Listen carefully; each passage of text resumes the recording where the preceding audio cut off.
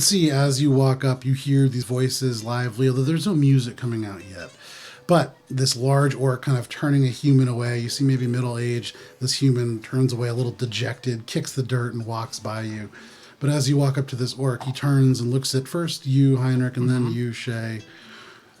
We're out of capacity at the moment. We can't take anybody else, so we're going to need you to back up, sir. Madam. And you can see he's doing a great job. He just takes this huge axe, holding it in both hands, and just kind of holds it, not threateningly, but certainly kind of barring the Sure. path. Can I see Nellie Winslow Make a perception check. through the crowd on a stage or something? Sure. What's the roof Ooh. situation look like? Make a perception check. It's got Does it 18. have one? Does it have balcony seating? Is there balcony seating? Yeah. Monks only sit in the Natural balcony. 20. Natural 20. Okay. There's a small spot in the standing Not room even. where It's you just a perch in a bunch of monks. You see this huge orc, like 6'5", really, Rookery. actually, so you can see his skin hangs a little bit. He certainly still is overweight, but seems to have trimmed down a little bit over the last recent time. But he kind of holds the axe and he goes, "Sir, I need you. What are you looking at?" He kind of follows your gaze. You see the two big brown eyes look up. But as you look through this kind of Swiss cheese-like board, inside you can see on the left-hand side like a bar, though you don't see people behind it. There's like a couple of, you've seen them before. There's a couple satyrs at the bar. Yeah. You see like another, maybe like 24 people crowded into the small space. And there is a stage risen up on the other side. You see tieflings, you see humans, you see a very, very diverse group. At the front, there is quite a good number of gnomes and halflings, you'd imagine. There are kobolds. You don't see Willie Ninslow yet. Okay. I'd be like, oh, I think my friend's playing here tonight. Is there like signage up? No. You do see, so looking straight up How at do the we top. know that it's him? He's playing here? Overheard. You overheard the goblin kind of shout that out. You do see a sign that says the bullfrog's last Right. croak in common and undercommon. Yeah. Be like, oh, I think my friend Nilly's playing tonight. Make a deception check. The orc kind of squints his eyebrows, look one more time up at the roof. Yeah. But then back down at you. Ugh, 13. Okay. Terrible. His eyebrows furrow for Yeah, a that's second. a 3. I rolled a fucking 3. And you see he looks you up and down. Shay, with a natural 20, you look up, and there is now kind of like still, and just for what it is worth, it is about like 7:30. There are still like a lot of clouds, but they're starting to thin out to the point where you see wisps of like night sky, almost like ribbons of darkness in the air.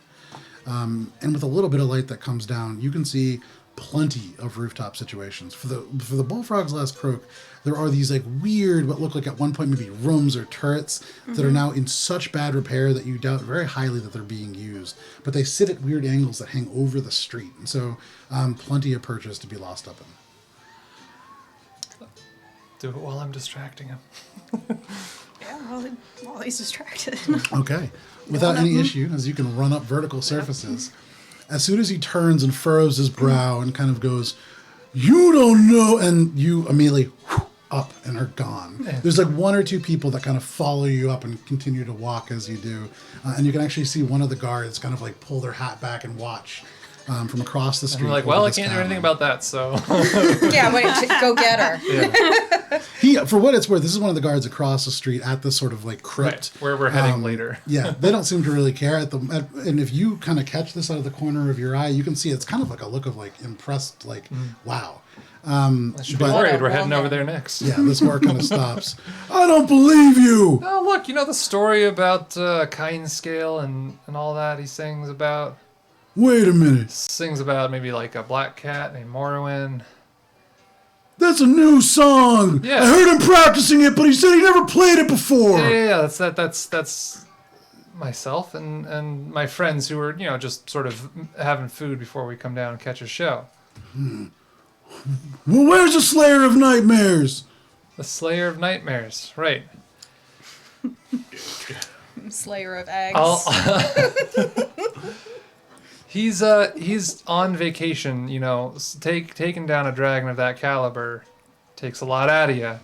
I'm sure if you've overheard his song and the all-impressive lyrics and the incredible verbiage that is. I'm gonna be honest, I don't remember all the lyrics, but I remember that there was a tabaxi and a dwarf, and he was the slayer. Right. And you're not a tabaxi.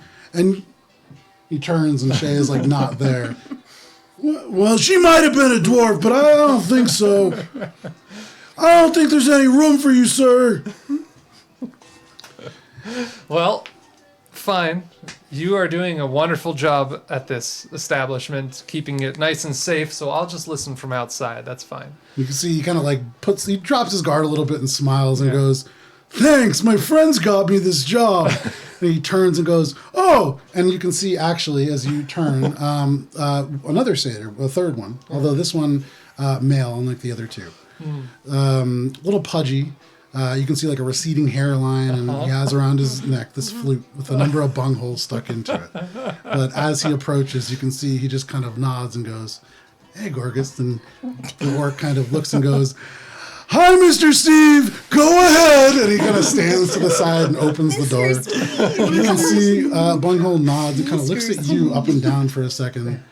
I don't think I've seen you here before. At capacity, huh? You, What's your story? Please call me Bob. He turns and looks at My friends Gorgus call me and Bung. just kind of looks at you. Make a persuasion check. That's much better. Persuasion, we're gonna see 23. 23. My Yeah. dad's name. He looks at Gorgus and says, we're not really at capacity, are we? And Gorgus goes, not for you. Go ahead. And he just turns to you and goes, you should have said you knew Bunghole Steve. Oh, I figured the person performing would be a little more. But all right, sure, Mr. Steve. He turns and just says, Bunghole's fine. And he All right. turns and heads off towards the bar. Much Also, better. Mr. Steve, as if that's his last name and Bunghole is his first. Well, it's Bunghole Steve. Yeah, but He was introduced to you as Bunghole Steve. Yeah. So, right. you and Steve, I'll- free to walk in. Bunghole. Walk in. As you walk by and you can see he like looks behind him and he goes, Steve's all right. Okay, fine, Steve. All right, fine. He turns and you can see one of the other two satyr turns and kind of waves.